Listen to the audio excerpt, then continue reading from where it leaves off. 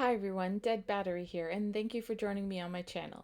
Today's video is going to be on a PS4, which is currently used by my husband. The PlayStation that my husband uses is a Pro, and the system was found in the junk section for like $80, and it was just dirty. I thought it was a really good price regardless if it worked or not, and it would be a good project. So I took it home and I cleaned it, and it took a lot of cleaning supplies and rags and Q-tips. It was gross. And then I brought it to the living room and we got it turned on and it worked. The only issue we had was the game wasn't playing. But I sat down and I looked on the internet and there were some people posting about the disk drive can be a little funky. Put it on its side and give it a couple taps on the top. I did plug it back in and I put it on its side and I gave it a good smack when the game was starting to load and it worked. And once that worked, we basically just left it on its side, and if we put a game in and it didn't work,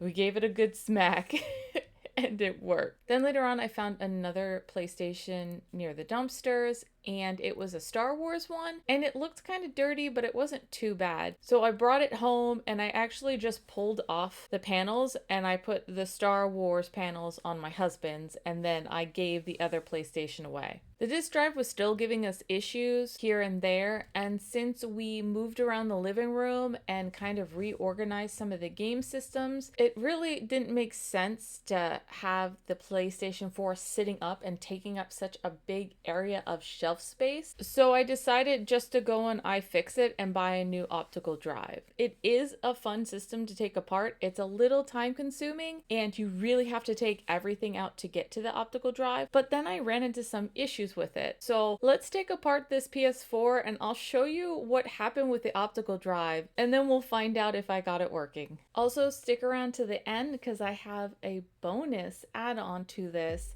of something that has been taking me a while to fix, and I finally got it fixed and fully working.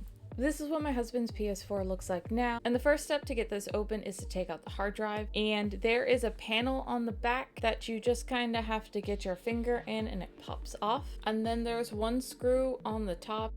The hard drive just slides out.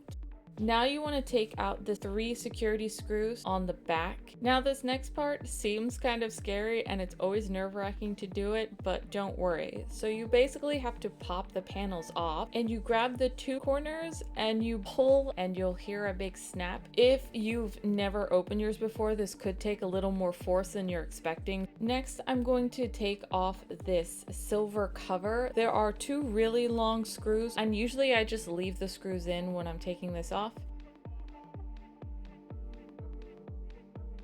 And then there's 3 more screws that go around it. Don't worry about removing the power supply now, it'll be easier later on.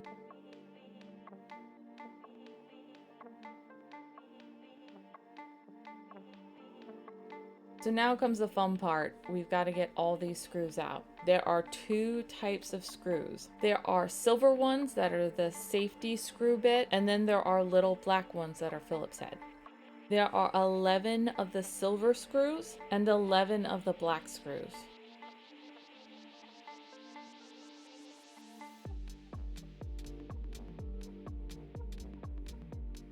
Now I'm gonna go around and pull all the cables, and there are 6 of them. Just be careful. The large one has a release flap that you have to lift up to remove it. Don't forget to remove this side cable. Now we can go ahead and flip it back over. It's a lot of back and forth. I usually just get my hand on one side and lift a little bit until I get my fingers under, and then get the other side and slowly lift it up, but don't just pull it out. There is a cable attaching the power supply to the motherboard. Now you're going to flip it back over. And we're going to remove this metal plate, and there are 8 screws securing it to the motherboard. Now you're going to have to remove this X shape, and it's 4 screws, all Phillips head.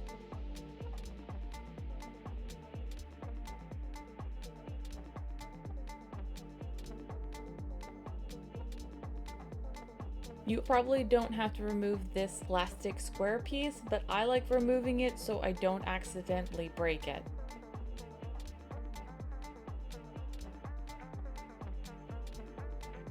Now you can lift the motherboard out, and because the front of it has all your connections, it's easier to lift in the back. Now there are 2 more screws holding this bottom metal plate down with the heatsink attached. They're Phillips head, and once those are removed, now you can lift the rest of it out. And here is your fan and your optical drive. To get the optical drive out, there's 4 more screws, all Phillips head. One of them is larger than the other ones. Here's a comparison so you see them. So make sure when you're doing this, you keep them separate so you know.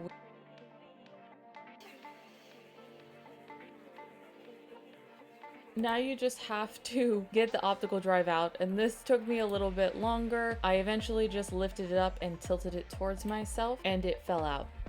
I did buy an optical drive from iFixit. So this is how it comes. Now I just need to bend all the ribbons to the same shape so that I can put it back in the system. So I'm gonna do the bigger one first. I'm just following exactly what it looks like on the original one. And then I'm gonna do this little skinny one on the side.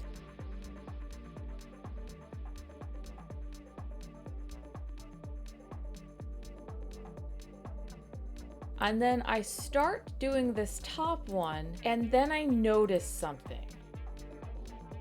That the way my ribbons are laying is not quite right. So now I'm worried that I got the wrong optical drive. So I check it. And then I also pull the ribbon and look at it for the one that is the larger ribbon, and I folded it exactly the same, but as you can see, the end that has the pins for the connection are the opposite side on the new optical drive.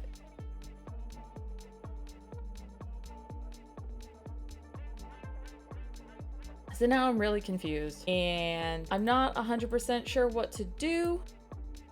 But I decide to take it apart completely. Just remember to get the ribbon through so you don't rip it.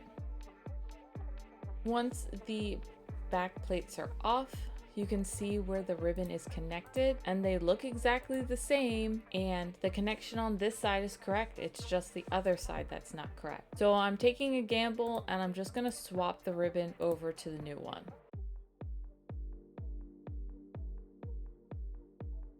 The top one is a little bit more complicated because you have to remove the whole middle of the optical drive with the lens. It lifts out. Same thing, when I took out the old one, the one ribbon end is correct and the other one is not correct. It's not facing the right direction. So I swapped those out as well. And then all I need to do is put it back in its spot, pull the ribbon through the opening, and secure the back panel down. Now we just need to work in reverse, and it's going to be a lot of back and forth. So first the optical drive goes back into place. Don't forget that the longer screw goes in the bottom right when you're looking at it. Then I can make sure all of the ribbons are kind of on the side and put down this bottom panel that has the heatsink on it. Then you can put the motherboard back on. I did swap out the thermal paste. Then you can put the little square plastic piece on top, and then your X bracket, and then this metal plate. Next, you can connect all of the ribbons and the cord on the side.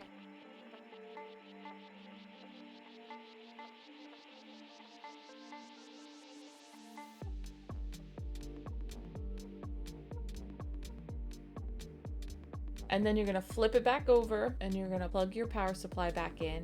And when you put it back in place, line it up, because there are 2 prongs that go from the motherboard to the power supply, and you don't want to bend those. So just make sure you line it up and put it directly down. Then we can put the metal sheet over top, then flip it back over, put the top metal piece on,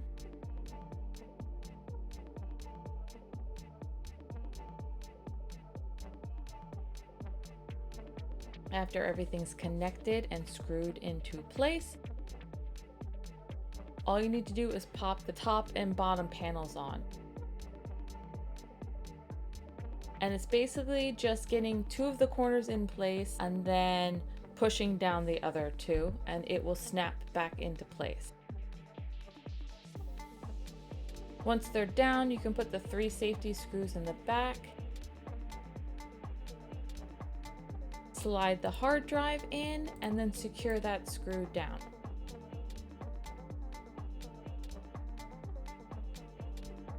So my bonus material is the Laserdisc Player. If you remember from my previous video, I had a 3D part printed. And it worked, except in the comments, a lot of people were mentioning that my Laserdisc Player was an auto A to B side, and I didn't need to open it up to flip the movie to the other side. However, the 3D printed part did not work, and it would not run up the tracks. I had somebody on Etsy who I will not name just because I don't know if it was just me and my part or another reason, but I communicated with them. They were awesome to talk to. I explained what the part was. I told them numerous times, this is what's wrong with it. This is what it needs to do. It runs on the track on a Laserdisc player, which is like a giant CD. It needs to be sturdy, and I explained that I already had somebody print me a part for it. They did it in like 19 minutes, so I'm assuming maybe a tougher build could take longer. They said yes, no problem. I ordered the prints. I think they sent me 3 of them, and when I got them in the mail, they basically fell apart in my hands. They weren't sturdy at all. The original one I had printed was sturdier than the one that they gave me. I wasted about $30 dealing with that, and will not be doing that again. But after the 3D part, I went looking and I actually found a full plastic part with 2 new gears on eBay. And now we're going to put it in the Laserdisc, and it was definitely a lot easier to put into place. I can tell that my 3D printed part was not necessarily sized properly, maybe, I'm not too sure. It worked for what I wanted it to do. But with this new part, it gets on the track easy. It was a lot easier to get into place. So now we're going to test, and it works.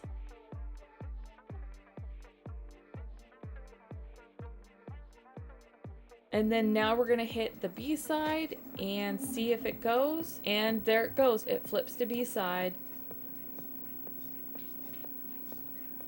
So we got it all back together. It's a lot of back and forth and flipping it. I do find this system silly because of that, but I do think this is an easy system to take apart and clean. So if you have a PlayStation at home and you want to clean it, I'd say go ahead and give this a go. You really did have to get all the way down into it to swap out the optical drive. And I'm not 100% sure why the one I got from iFixit had the wrong ribbons in it. So just be aware of that. I definitely attempted to see if there was a way to flip it around, but basically the ribbons needed to have the connection on the same side, and mine were flip-flop. I'm assuming maybe that was just a manufacturer mistake, which is fine because I could use the old ribbons. I did take it downstairs and I did load a game, and it loaded perfectly fine. I didn't get any weird jerking movement sounds when it's trying to read the disc, and we didn't have to set it up or tap it. So at the moment, it's working fine. I'm hoping that even though I used the old